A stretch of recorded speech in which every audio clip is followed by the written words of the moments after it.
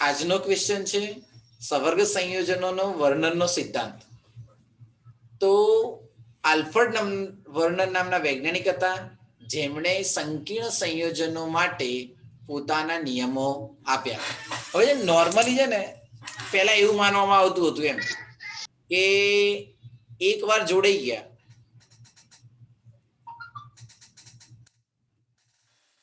Na+ અને Cl- તો બરાબર છે, ધન આયન ઋણ આયન છે તો એકબીજા સાથે જોડાઈને NaCl બનાવે, ઇટ્સ ઓકે. KCN વિચારો તો K+ અને Cn- જોડાવા જ જોઈએ, એક ધન આયન ને બીજો. પછી વિચારીએ તો FeCN લઈ લઈએ 3 ટાઈમ, Cn કેટલી વાર લઈ લઈએ 3 ટાઈમ, તો ફેરીસાયનાઇડ તો આ પણ જોડાય, એક ધન આયન છે ને એક. પણ 19મી સદીની શરૂઆતમાં એક પ્રશ્ન હતો કે એકવાર સંયોજયા પછી સંયોજન બીજા કેમ એકબીજા સાથે જોડાતા હશે? આવું થવું જોઈએ નહીં, પણ મોડલ કલ્ચર. તો KCN 4 ટાઈમ, FeCN ટ્વાઇસ, 2 વાર લઈએ આપણે, તો બનશે K4 FeCN 6. એટલે પ્રશ્ન કંઈક આવો હતો કે એકવાર સંયોજકતા સંતૃપ્ત કર્યા પછી એવા સંયોજનો એકબીજા સાથે કેમ જોડાતા હશે? અને આવા પ્રશ્નનો ઉકેલ લાવવા માટે કયા વૈજ્ઞાનિક આયા? વર્નર. આ હિસ્ટ્રી કહું છું, કેમ આવી સંશોધન કેમ કરીએ છીએ કે કેમ ભણીએ છીએ તો ખબર હોવી જોઈએ. સેકન્ડ થિંગ એવી હતી કે આ ભાઈએ 1905માં ઘણા બધા પ્રયોગો કર્યા અને પછી ફાઇનલી કહી દીધું કે હું જેટલી અભિધારણા કહું એને ફોલો કરશો તો સંકીર્ણ સંયોજનો સમજાશે, નહીં તો સમજાશે નહીં. અને એણે છે ને રંગના આધારે અલગ કર્યા. કોને આધારે અલગ કર્યા? રંગના આધારે. પણ પછી શું થાય, રંગની એક લિમિટેશન હોય, તમે લાઇટ યલો કહો, ડાર્ક યલો કહો, પછી એના સિવાયનું સંયોજન આવે તો કયો યલો કહો. તો રંગોને આધારે વર્ગીકરણ પ્રોપર થતું ન હતું. તો સંયોજનનું પ્રોપર વર્ગીકરણ કરવા માટે એમને સંકીર્ણ સંયોજનોના સ્પેસિફિક નિયમો આપ્યા, જેને કહેવાય IUPAC નિયમ. આપણે પહેલા ઓર્ગેનિક માટે શીખેલા જ છીએ, હવે કોઓર્ડિનેશન કમ્પાઉન્ડ માટે પણ શીખવાના છે. પણ એની અભિધારણા આપનાર વૈજ્ઞાનિક કયા હતા? વર્નર. પણ આ સ્ટોરી હતી, પેપરમાં લખવી નહીં. પહેલો MCQ એવું બને કે વર્નરે કયા પદાર્થ ઉપર અભ્યાસ કર્યા? ખાસ યાદ રાખજો, વર્નરે કયા પદાર્થ ઉપર અભ્યાસ કર્યો? તો કોબાલ્ટ, ક્લોરાઇડ અને એમોનિયા. MCQ પૂછાય તો યાદ હોવું જોઈએ. આલ્ફર્ડ વર્નર નામના વૈજ્ઞાનિકે કયા પદાર્થ ઉપર અભ્યાસ કર્યો? તો કોબાલ્ટ, ક્લોરાઇડ અને એમોનિયા. તો દ્વિઅંગી સંયોજનો જેવા કે CrCl3, COCl2, chromium chloride, cobalt chloride, palladium chloride ની સંયોજકતા અનુક્રમે 3, 2 અને 2 છે. રોનક કઈ રીતે ખબર પડી બેટા 3, 2, 2 છે? રોનક? હા બેટા અહીંયા CrCl3 માં 3 કહે છે, COCl2 માં 2 કહે છે, PdCl2 માં 2 કહે છે, અને એના પ્રાથમિક સંયોજકતા કહેવાય છે. યાદ રાખવાનું, પ્રાથમિક સંયોજકતાને બીજું કહેવાય આયનીય સંયોજકતા. પ્રાથમિક સંયોજકતાને બીજું શું કહેવાય? આયનીય સંયોજકતા. આપણે અહીંયા 3, 2, 2 કઈ રીતે ખબર પડી? હા સર હું બોલું? યસ, Cr બોલો. વત્તા 3Cl- is equal to 0. Cr+3 અને 3Cl- એટલે સંયોજકતા કેટલી થઈ? 3. આ યાદ રાખજો, આ કઈ સંયોજકતા? પ્રાથમિક સંયોજકતા. CO+2 2Cl-, Pd+2 2Cl-, તો 3, 2, 2. આ શું દર્શાવે છે? પ્રાથમિક સંયોજકતા.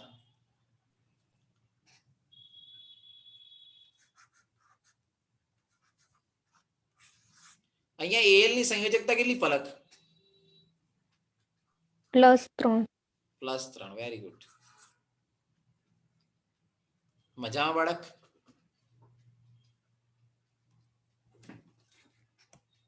હા બોલ હવે.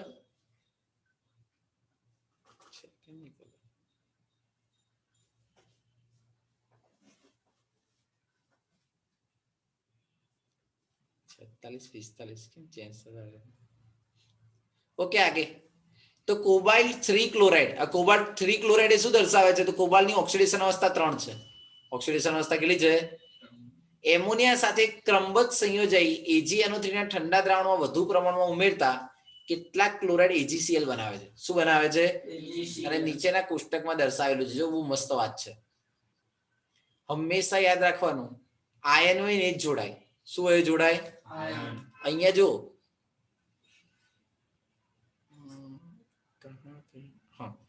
કયા સંયોજન લીધા છે? તો COCl3 into 6NH3. શું લીધેલું છે? COCl3 into 6NH3, જેને એકચ્યુઅલી માં આવું લખાય, CONH3 6 ટાઈમ, અને અહીંયા આવે Cl3. શું આવે? Cl3. કૌશિક, કયા બે આયન અલગ પડે?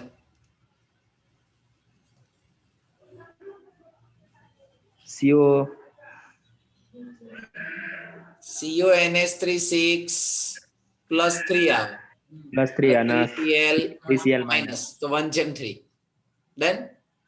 તો 3 ક્લોરીન બાર હતા. હંમેશા યાદ રાખવાનું, જે ક્લોરીન આયન તરીકે વર્તતો હોય ને બાર, એ પ્રક્રિયા આપે.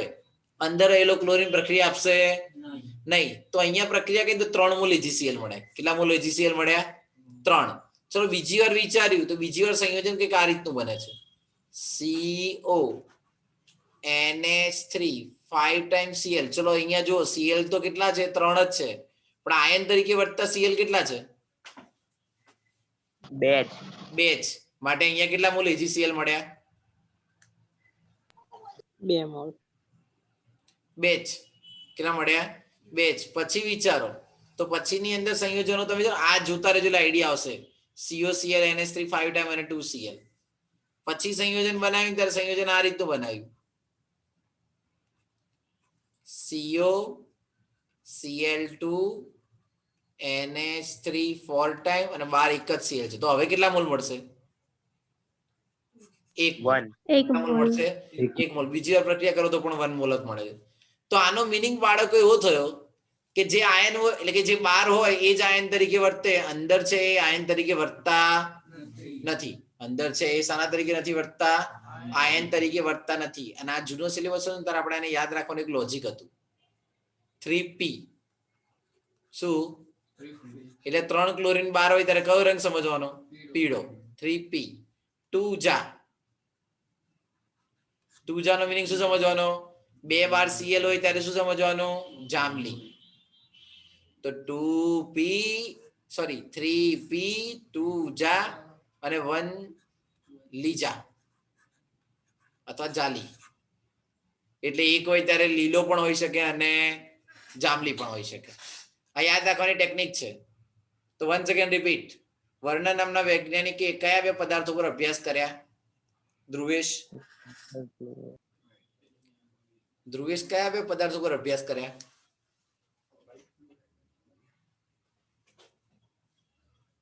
Dhruvesh, you can listen me? क्या आप हमें सुन रहे हो?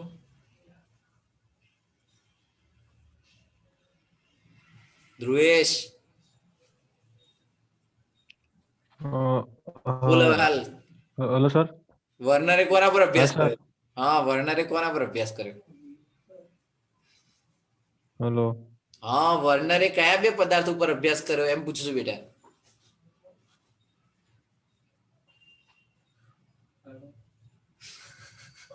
कुछ हुआ?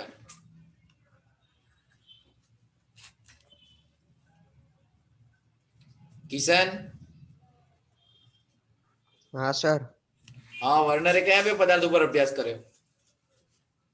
પોટેશિયમ વ્યાજ છે પણ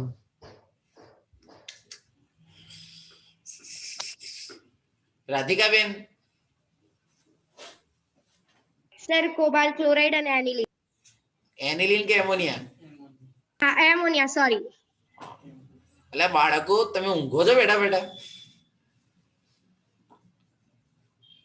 આપણે સમજીએ કે ઠંડી વધતી જાય છે પણ તમે યાર હુઈ ના જશો ગોદડી ઓઢીને મોબાઈલ છાડા મૂકીને.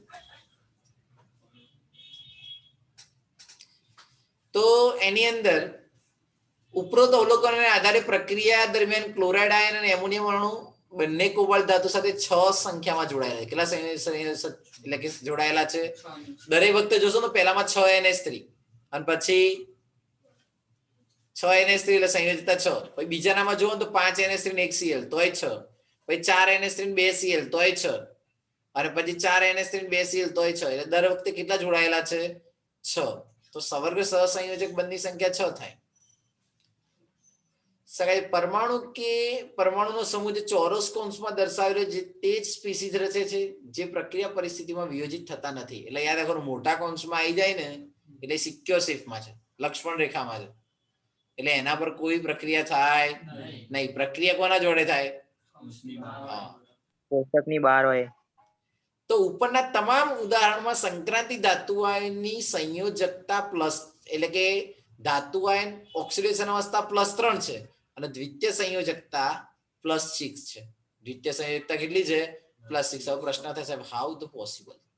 તો સમજીએ ડિટેલમાં હમણાં. તો COCl3 અને NH3 સમઘટકીય સંકીર્ણ છે.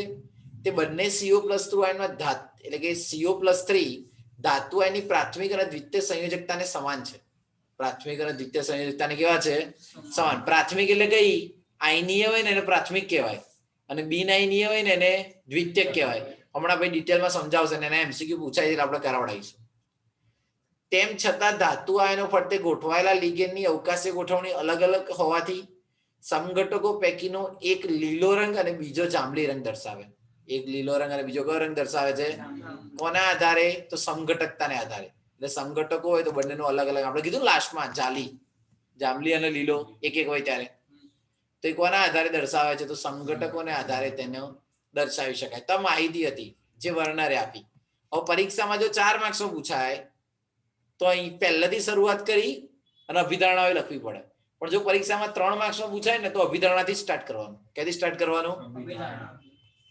તો વર્ણનના સિદ્ધાંત પ્રમાણે ધાતુ આયન 2 પ્રકારની સંયોજકતા ધરાવે. કેટલા પ્રકારની સંયોજકતા ધરાવે? પ્રાથમિક અને હવે અંદર એક એક્સ્ટ્રા એડ કરાવડાવું છું, યાદ રાખવાનું. પ્રાથમિકને કહેવાય આયનીય, દ્વિતીયકને કહેવાશે. પ્રાથમિક સંયોજકતા સામાન્ય રીતે આયનીકરણ પામે હોય છે અને ઋણાયન વડે સંતોષાય. પ્રાથમિક સંયોજકતા કઈ હોય છે? તો આયનીકરણ પામેલી હોય. શું પામેલી હોય? કોના દ્વારા સંયોજાય છે? અને દ્વિતીય સંયોજકતા બિન આયનીય હોય. દ્વિતીય સંયોજકતા કેવી હોય? દ્વિતીય સંયોજકતા ઋણાયન તટસ્થ પરમાણુ દ્વારા સંતોષાય છે અને સવર્ગાંક જેટલી હોય. કોના જેટલી હોય? અને ધાતુ માટે કેવી હોય? તો નિશ્ચિત. ધાતુ માટે કેવી હોય? નિશ્ચિત. પણ આપણે સ્ટેટમેન્ટો ગોખીશું નહીં, સમજીશું. આપણને વર્ણરે સમજાવ્યું એટલે આપણે વર્ણનના ઉદાહરણ દ્વારા ચર્ચા કરવાની. વર્ણનને ખોટું ના લાગવું જોઈએ.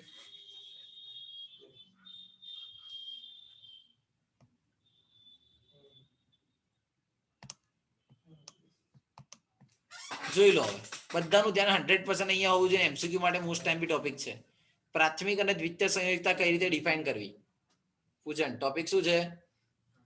પ્રાથમિક અને દ્વિતીય સંયોજકતા કઈ રીતે નક્કી કરવી? પહેલી વાત તો વાત કરીએ પ્રાથમિક સંયોજકતા. કોની વાત કરીએ?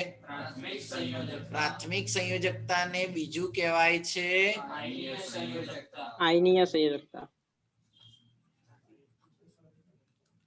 અને સેકન્ડ આવશે દ્વિતીયક સંયોજકતા. અને દ્વિતીયક સંયોજકતાને શું કહેવાશે? બિન આયનીય.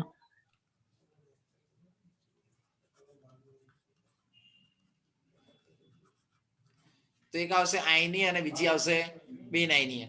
હવે આ ભાઈ અભ્યાસ કર્યો તો એના વિશે આપણે ચર્ચા કરીએ. સપોઝ CONH3 6 times Cl3 આ આપણા જો કમ્પાઉન્ડ છે. કોબાલ્ટ અને એમોનિયા દ્વારા બનતું કમ્પાઉન્ડ. હંમેશા માઇન્ડમાં એક વસ્તુ ફિક્સ રાખવાની કે જેટલો ઓક્સિડેશન આંક હોય. કોનો? તો ધાતુ આયનનો. કોનો? ધાતુ આયનમાં પણ સંક્રાંતિ જે વચ્ચે હોય. તો ધાતુ આયનનો જેટલો ઓક્સિડેશન આંક હોય ને એટલી એની પ્રાથમિક સંયોજકતા હોય. ધાતુ આયનનો જેટલો ઓક્સિડેશન આંક હોય એટલી શું હોય? એની પ્રાથમિક સંયોજકતા જોવા મળે. અને અથવા ધન આયનના વીજભાર જેટલી હોય. શાના જેટલી હોય? ધન આયનના વીજભાર જેટલી. હવે પ્રશ્ન થાય કઈ રીતે પ્રૂફ કરી આપો. તો ચલો પહેલા આપણે શોધીએ પ્રાથમિક સંયોજકતા. શું શોધીએ? પ્રાથમિક સંયોજકતા માટે આપણે કોબાલ્ટનો ઓક્સિડેશનાંક શોધી લઈએ. શું શોધી લઈએ? હા, તો પહેલી વસ્તુ વિચારીએ તો આપણે કોબાલ્ટનો ઓક્સિડેશનાંક શોધવો છે. NH3 નું શું થાય? 0. કેમ અભી ખબર પડી 0 થાય? તટસ્થ અણુ છે અને તટસ્થ અણુનો ઓક્સિડેશનાંક ઓલવેઝ શું થાય? 0. 0. CO NH3 0. Cl no ઓક્સિડેશનાંક -1. is equal to -1. 0. ચલો -3 પેલી વાત જાય તો +3. બાળકો પ્રાથમિક સંયોજકતા કેટલી થઈ? +3. +3. ખબર પડી? ચોપડીમાં હા. ક્યાંય લખ્યું નહીં કે પ્રાથમિક સંયોજકતા શોધો, પણ MCQ પૂછાય છે એટલે આપણને યાદ હોવું જોઈએ. હવે તમને વાત કરીએ દ્વિતીય સંયોજકતાની. કોની વાત કરીએ? આ ભાઈ સેન્ટરમાં છે. આ ભાઈ કેવો છે? આ ભાઈ એટલે કોબાલ્ટ. એની જોડે NH3 કેટલા જોડાયેલા છે? તો એકડ 1 6. વગડ 2. બધા શું કરશે ખબર? પ્રેમથી એક ઇલેક્ટ્રોન યુગ્મનું દાન કરશે. પ્રશ્ન થાય સાહેબ કેમ પ્રેમથી જ? બંને ઇલેક્ટ્રોન એ જ આપે છે. ઈ હાલો હવે જોજો વ્યવસ્થિત. 1 2 3. જો હવે આ નાઇટ્રોજન નો પરમાણુ ક્રમાંક કેટલો? 7. 7. સંયોજકતા 5 થાય. 5 માંથી 2 જોડાયા. કેટલા જોડાયા? 2. સોરી, હાઇડ્રોજન જોડે 3 જોડાયા, 2 બાકી રહ્યા. આ બંને આ ભાઈને દાન કરશે એટલે જલસા કર. અને માત્ર એક નહીં, એના જેવા 6 ઇલેક્ટ્રોન યુગ્મનું દાન કરે છે. એટલે સંક્રાંતિ ધાતુ એ લુઈસ એસિડ તરીકે વર્તે છે, જ્યારે અહીંયા રહેલો એમાઇન સમૂહ એ શાના તરીકે વર્તે છે Ronak? Lewis base. Lewis base તરીકે. ઇલેક્ટ્રોન યુગ્મનું દાન કરે અને લુઈસ બેઝ કહેવાય, અને સ્વીકાર કરે અને લુઈસ એસિડ કહેવાય. અહીંયા આવશે CONH3 6 અને અહીંયા વીજભાર કેટલો આવશે? ક્યાં ગયું? હા, +3. તો હંમેશા યાદ રાખવાનું દ્વિતીય સંયોજકતા કેમ વહી ગયેલા? દ્વિતીય સંયોજકતા હંમેશા કોઓર્ડિનેશન નંબર જેટલી હોય. કોના જેટલી હોય? અને કોઓર્ડિનેશન નંબર કેટલો છે અહીંયા? 6. કોઓર્ડિનેશન નંબર ને ગુજરાતીમાં શું કહેવાય? સવર્ગાંક. સવર્ગાંક. Very good. ઇજ્જત સાચી લીધી તમે લોકો. તો કોઓર્ડિનેશન નંબર ને કહેવાય સવર્ગાંક. કેટલો છે? 6. કોઈ પણ એક પરમાણુની આસપાસ ગોઠવાયેલા નજીકના પરમાણુ અથવા અણુઓની સંખ્યાને તેનું શું કહે છે? અને સવર્ગાંક યાદ રાખવાનો. દ્વિતીય સંયોજકતા સવર્ગ સહસંયોજક બંધ બનાવે. કયો બંધ બનાવે? એકોર્ડિંગ ટુ યુ સવર્ગ સહસંયોજક બંધ કોને કહેવાય? સવર્ગ સહસંયોજક બંધ કોને કહેવાય? જ્યારે ભાગીદારી માટે ઇલેક્ટ્રોન કોઈ એક જ પરમાણુ આપે ત્યારે. Very good. સહસંયોજક બંધ માટે જોડાતા ઇલેક્ટ્રોન યુગ્મ જો કોઈ એક જ પરમાણુ દ્વારા આપવામાં આવે તેને કયો બંધ કહેવાય? તો જો અહીંયા એક જ પરમાણુ NH3 જ આપે છે. જો નોર્મલી કેવું હોય ખબર છે? બે વ્યક્તિઓ જતા હોય ને તો એક ઇલેક્ટ્રોન આપે ને બીજો ઇલેક્ટ્રોન સ્વીકારે ત્યારે આયનીય બંધ બને. કયો બંધ બને? આયનીય બંધ. એ યોગ્ય છે. પછી સહસંયોજક બંધમાં શું હોય? તો એમાં સરખી ભાગીદારી કરે. બરાબર? પેલું શું કહેવાય છે? સોલ્જરી. જેટલા ઇલેક્ટ્રોન પેલો આપે એટલા ઇલેક્ટ્રોન પેલો ભાગીદારી કરીને જાય તેને સહસંયોજક બંધ કહેવાય. કયો બંધ કહેવાય? પણ જ્યારે બે મિત્રો જતા હોય ને એક લુખેશ હોય, એટલે કે જેની જોડે પૈસા છે નહીં, છતાં કઈક વસ્તુ લેવાની હોય તો જે પણ વપરાય એ કોણ વાપરે? બીજા વાળો. એટલે ભાગીદારી માટે જરૂરી ઇલેક્ટ્રોન યુગમાં કોઈ એક જ પરમાણુ દ્વારા આપવામાં આવે તેને કયો બંધ કહેવાય? સવર્ગ સહસંયોજક બંધ. અને દ્વિતીય સંયોજકતા કોના દ્વારા સંતુષ્ટ થાય છે? તો સવર્ગ સહસંયોજક બંધ. તે કોને બરાબર હોય છે? તો કોઓર્ડિનેશન નંબરને બરાબર. કોને બરાબર હોય છે? કોઓર્ડિનેશન નંબરને બરાબર. અહીંયા સુધી ક્લિયર બેટા બધા? હા બોલો, હા બોલો, હા. હા. બસ એક જ વારમાં ભૂલી જજો. લાઈન સર 45 જણા બોલશો તો લેક્ચર પતી જશે. હવે જો હું વાત કરું K4FeCN6 ની. K4FeCN6 તો હે પાર્થ બતાય આની અંદર પ્રાથમિક સંયોજકતા શું હશે? -4 હશે. એટલે તું મને ના પૂછીશ યાર, તારે જવાબ આપવાનો છે. 4 હશે 4. 4 હશે. શું કેવું રોનક? આ ભાઈ સાચું કે છે? ના. એ સાચું કે તો સાચું કોને કહેવાય એ કહો. +2. +2. +2. કઈ રીતે ખબર પડી જીલ? સર પહેલા તો Fe નું શોધી દેવાનું ઓક્સિડેશન આંક અને એનો જેટલો આવે ને એ એટલી એની પ્રાથમિક સંયોજકતા સંયોજકતા હા બસ. કહેવાય. તબિયત કેવી છે બેટા હવે? સારી. તો ધ્યાન રાખજો ને, બહાર ફરવા જઈને બગડી ના જાય. પૂછ કેવી રીતે અભી? પૂછ તો કરો, એટલે તો કહું. હા, બહાર ફરવા જાય કપડા બગડે ને એટલે બગડી જાય. 4K પ્લસ અને FeCN6 -4. હવે જો બેટા, Fe ની ઓક્સિડેશન અવસ્થા શોધવાની છે. Fe જાનવી, Cn નો ઓક્સિડેશન અંક કેટલો હોય બેટા? સાયનાઇડ આયન નો વીજભાર કેટલો હોય? -1. -1. બસ ખાલી ધમકાઈશ નહીં. માઇનસ છે પેલી બાજુ જાય તો પ્લસ છે ને એમાંથી 4 વાત કરો તો બાળકો અહીંયા પ્રાથમિક સંયોજકતા કેટલી છે? તમને અડધો માર્ક્સ મળી ગયો છે, હજુ અડધો મેળવવાનો બાકી છે. દ્વિતીય સંયોજકતા કેટલી થાય? 6 થાય.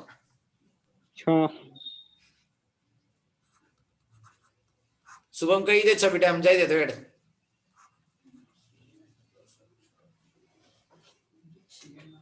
આ શુભમ ક્યાં વયો ગયો? સર આ દ્વિતીય સંયોજકતા ખબર નહીં પડે. સમજાવું. Fe જોડે 6 Cn જોડાયેલા છે બેટા. બધા Cn પ્રેમથી એક ઇલેક્ટ્રોન યુગ્મનું દાન કરશે. જેટલા જોડાયેલા હોય ને બેટા, તું અત્યારે આવું યાદ રાખ, જેટલા જોડાયેલા હોય એ બધાને એનો શું કહેવાય? સવર્ગાંક. કેટલા Cn જોડાયેલા છે? 6. માટે એનો સવર્ગાંક કેટલો થશે? 6.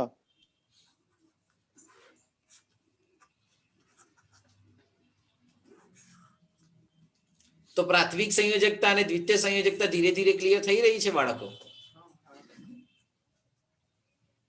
હા. ચલો સેકન્ડ થિંગ. હવે જે પૂછું ને એ જ આન્સર આપજો. 2 મિનિટ 5 મિનિટ અર્જન્ટ. 1 મિનિટ બેટા, બધા ચાલુ રાખશે.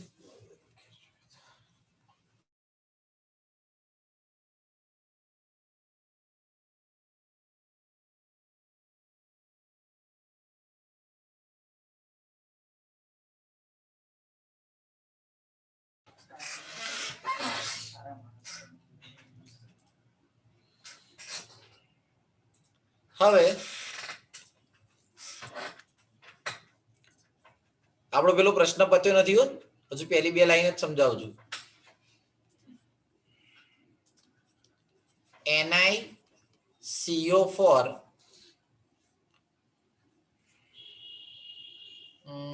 NiCO4 Cl2. ચલો પ્રાથમિક અને દ્વિતીય સંયોજકતા જેને પૂછ્યું એ બોલશે.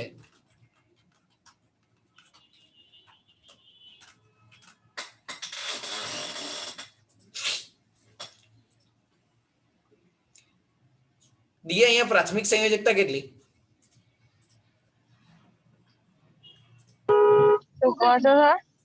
વાંધો નહીં, તું ગાડીમાં જ રહેવા દે, ના બોલીશ. તું લેક્ચર પર ખાલી.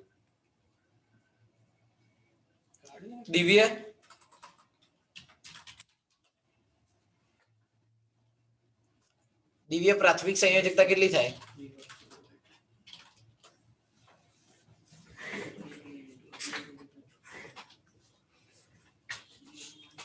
દિવ્ય,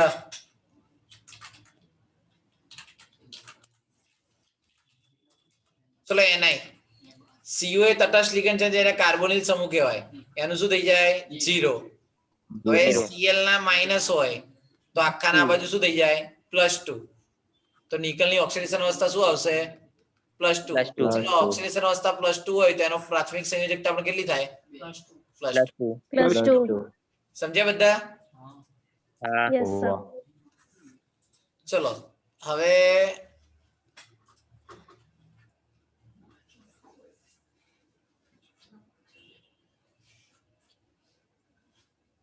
પ્રથમ દ્વિતીય સંયોજકતા 4 4. કઈ રીતે ખબર પડી? તો Ni કેટલા કોબાલ્ટ દાન કરેલા તો 1 બગડ 2 તગડ 3 ચોગડ 4. તો હવે તમને પ્રાથમિક અને દ્વિતીયક સંયોજકતા શોધવાનું કે તો આવડે કે ના આવડે? આવડે. આવડે. ઓકે, તો ચલો હવે આગળ વધીએ.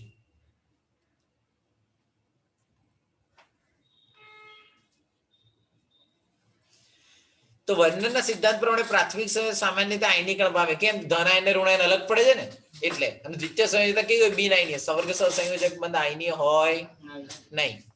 હવે દ્વિતીય સંયોજકતા બિન આયનીકરણ હોય છે તે ધાતુ માટે કેવી હોય છે? તો નિશ્ચિત. આયન અથવા સમૂહ જે ધાતુ આયન દ્વિતીયક બંધનથી જોડાયેલા હોય તેમની જુદી જુદી સવર્ગ આયનને અનુરૂપ ગોઠવણી થાય છે અને સવર્ગ બહુતલીય કહે છે. કેવા કેવા છે? સવર્ગ બહુતલીય. અલગ અલગ સંયોજનો બનાવે એમ. અને એના આકાર અલગ અલગ હોય. દાખલા તરીકે 6 ઘટક જોડાવે તો અષ્ટફલકીય બને. કેવા બને? 4 જોડાવે તો શક્યતા 2 હોય. સમચતુષ્ફલકીય બને અને સમચોરસ પણ બને. તો તેમને અલગ અલગ ઉદાહરણ આપે કે CuNH3 6+3, CuClNH3 5 2+ વગેરે જેવા અલગ અલગ આકારો જોવા મળે છે. અને આ દરેક વસ્તુ શું સમજાવે છે? દરેક વસ્તુ શું સમજાવે છે? એટલે આ વર્ણનના સિદ્ધાંતની અંદર 4 જ અભિધારણા આપી છે, પરંતુ જૂના સિલેબસની અંદર આના કરતા વધારે હતી. પણ મેં તમને પ્રાથમિક અને દ્વિતીય સંયોજકતામાં ડિટેલી સમજાવી દીધું છે કે કઈ રીતે કામ કરે. બરાબર. પણ હંમેશા યાદ રાખવાનું સવર્ગાંક નિશ્ચિત હોય અને સવર્ગાંક ક્યારે માઇનસમાં ના હોય. સવર્ગાંક ક્યારે માઇનસમાં હોય નહીં. એ ઓલવેઝ શું હોય? પોઝિટિવ. હવે દ્વિક્ષર વિશે ફરીથી એકવાર આવ્યું છે. સંયોજનના નિયમ પ્રમાણે સ્વતંત્ર અસ્તિત્વ ધરાવતા 2 કે તેથી વધુ સંયોજનો એકબીજા સાથે જોડાઈને પોતાના મૂળભૂત ગુણધર્મો જાળવી રાખે તો તેને શું કહેવાશે? દ્વિક્ષાર. આપણે એક પોટાશ નું ઉદાહરણ આપ્યું હતું જેને કહેવાય ફટકડી. પછી મોરક્ષાર સજળ ફેરસ સલ્ફેટ. પછી કાર્નેલાઇટ KCl અને MgCl2 6H2. તો જો આપણે જે પહેલા લેક્ચરની અંદર સમજાવ્યું હતું ને એ અત્યારે આપ્યું છે. સ્વતંત્ર અસ્તિત્વ ધરાવતા 2 કે તેથી વધુ સંયોજનો પોતાના મૂળભૂત ગુણધર્મો જાળવી રાખે તો દ્વિક્ષાર અને ગુમાવી દે તો પછી આ સંયોજનો પાણીમાં ઓગળતા તેનું આયનીકરણ થઈ ધન આયન અને ઋણ આયનમાં વિયોજિત થાય છે.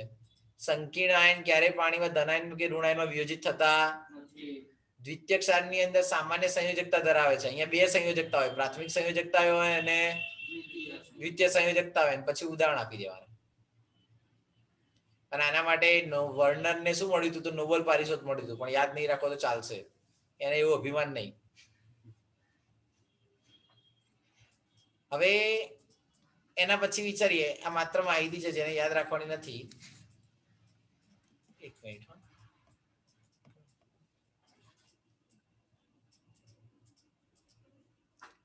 તો એના પછી ટોપિક છે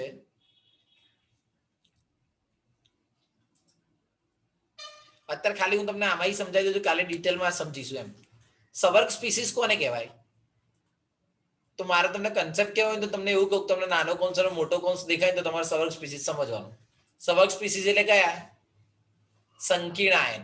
કયા આયન? તો મધ્યસ્થ ધાતુ આયન અથવા આયનો જોડે નિશ્ચિત સંખ્યામાં આયનો અને અણુઓ જોડાયેલા હોય તેને સવર્ગ સ્પીસીસ કહેવાય. દાખલા તરીકે CuCl3 NH3 3 ટાઈમ જેમાં 3 ક્લોરીન જોડાયેલા છે. ભાઈ અન્ય ઉદાહરણમાં કયા આવે? મેં કીધું એમ નાનો કૌંસ અને મોટો કૌંસ દેખાય બધા કયા આવે? સવર્ગ સ્પીસીસ ને બીજું શું કહેવાય? સંકીર્ણ ક્ષાર અથવા સંકીર્ણ આયન. પછી જો જે વચ્ચે હોય ને એને મધ્યસ્થ પરમાણુ કહેવાય. સવર્ગ સ્પીસીસમાં આવેલા પરમાણુ કે આયન કે જેની આસપાસ નિશ્ચિત સંખ્યામાં ભૌમિતીય આકાર ગોઠવાય તો તેને શું કહેવાશે? મધ્યસ્થ આયન. એ હંમેશા સંક્રાંતિ ધાતુ જ હોય. એ હંમેશા શું હોય? સંક્રાંતિ ધાતુ. હજુ એક મસ્ત વાત કહું.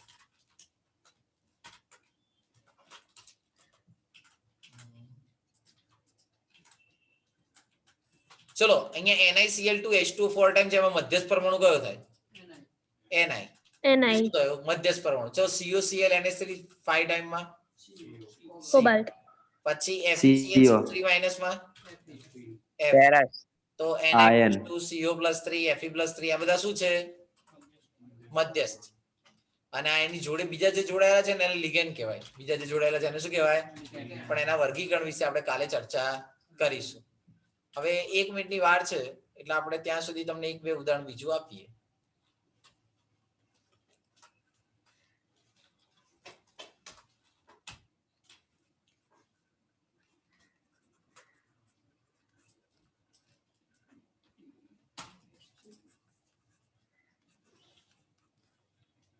અહીંયા ફોર રાખો. આખું એક સંયોજન જ છો. હા ચલો અહીંયા મધ્યસ્થ પરમાણુ કયો? પ્લેટિનમ. પ્લેટિનમ. પ્લેટિનમ. અને પરીક્ષામાં પૂછે કે સંવર્ગ સંયોજન બનાવતા અણુ કયા? તો NH3. એને લિગેન્ડ કહેવાય. અને અહીંયા બીજો કયો આવે? તો Cl. જે લિગેન્ડ તરીકે વર્તે છે. આવા ઘણા બધા સંયોજનનો અભ્યાસ કરીશું પણ પહેલા લિગેન્ડનું વર્ગીકરણ સમજ્યા પછી. કાલનો તમારો ટોપિક રહેશે કે તમારે વ્યાખ્યાઓ સ્પીસીસ આયન, મધ્યસ્થ આયન અને વર્ણનનો સિદ્ધાંત 2 વાર લખીને તૈયાર કરવાનો. બરાબર. જો નહીં આવડતો હોય તો હું તમને એમ નહીં કહીશ કે લેક્ચરને કાઢી દઈશ, 5 વાર લખાવડાવીશ. એટલે તમે ફી ભરો છો, કાઢી તો મુકાય ને.